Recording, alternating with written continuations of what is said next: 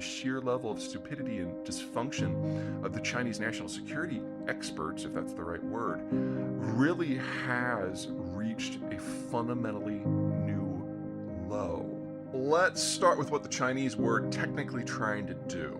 They were doing overflight of a lot of our military bases, specifically our ICBM launch facilities, because the Chinese are new to having a nuclear deterrent in the idea of having reinforced bunkers and silos.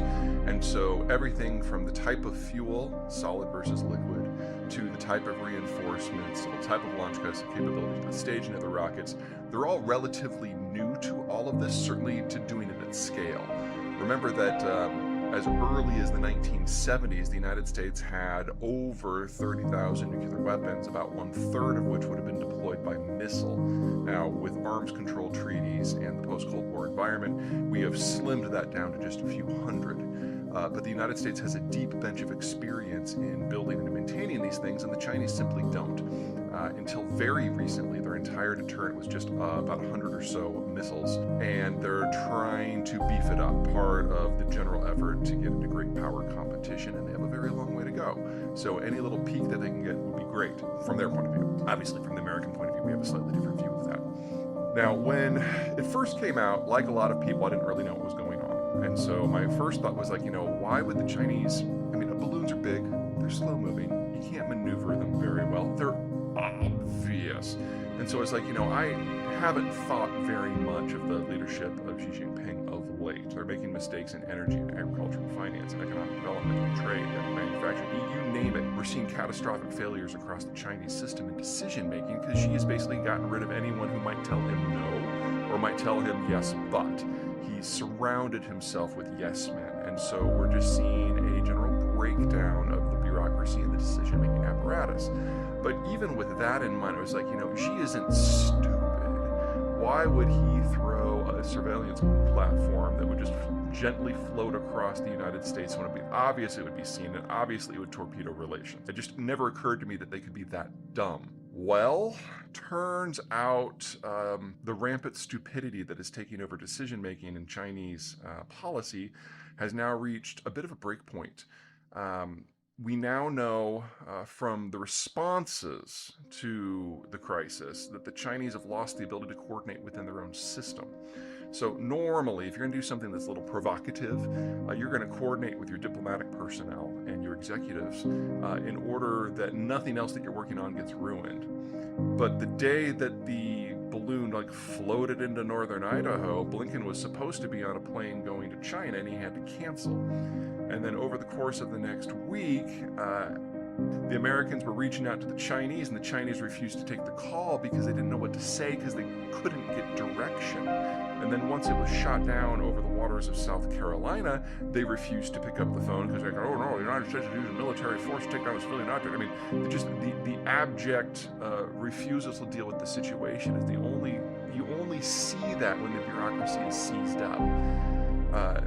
Xi has so intimidated and purged the bureaucracy that there's really only two types of people left. Those who will do nothing unless they are explicitly instructed to do something, or those who are true believers, the zealots, and those are the folks who will go out onto runways and sterilize them for COVID, or apparently will try to get a balloon over the United States, not even thinking that it might have a problem for relations, which U.S.-Chinese relations are the coldest they have ever been, and with incidents like this, any effort to warm them is not working. So that's kind of the diplomatic and the political side. This is really bad for China and really exposes just a big hollow emptiness in their policy-making capacity, which I'm sure no one's going to take advantage of at all. So let's talk about what the Chinese might have gotten and what the United States might have lost or gotten. Because there's a clear winner here, and it's not probably who you think it is.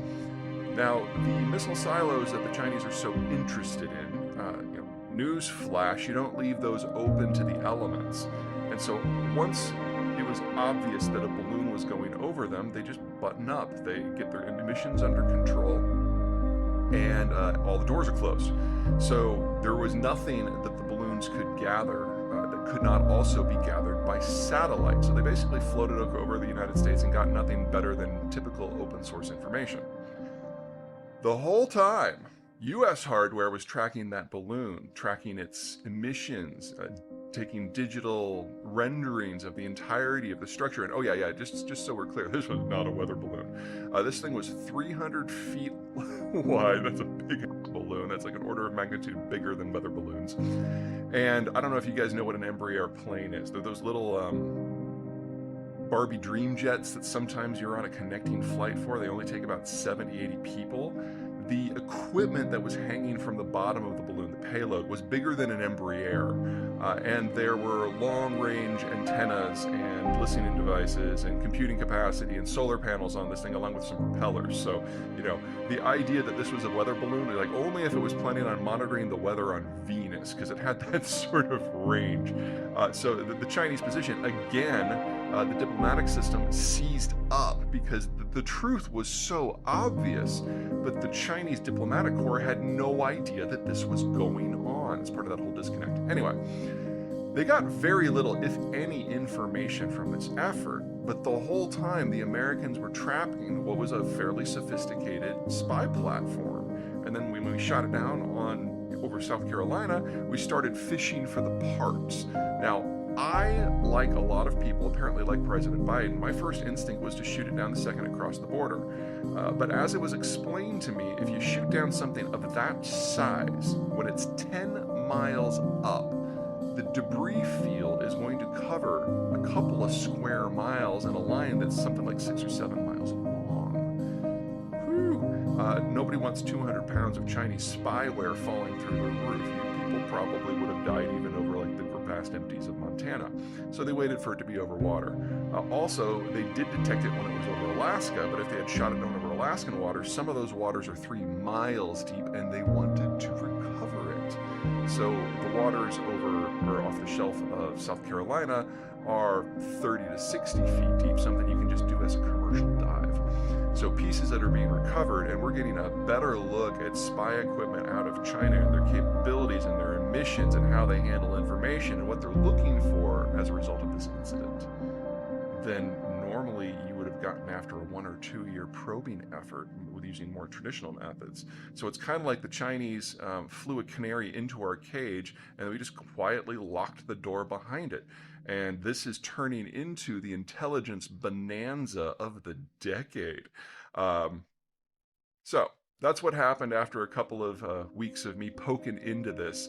It's a really intriguing story, but the bottom line is just the sheer level of stupidity and dysfunction of the Chinese national security experts, if that's the right word, really has reached a fundamentally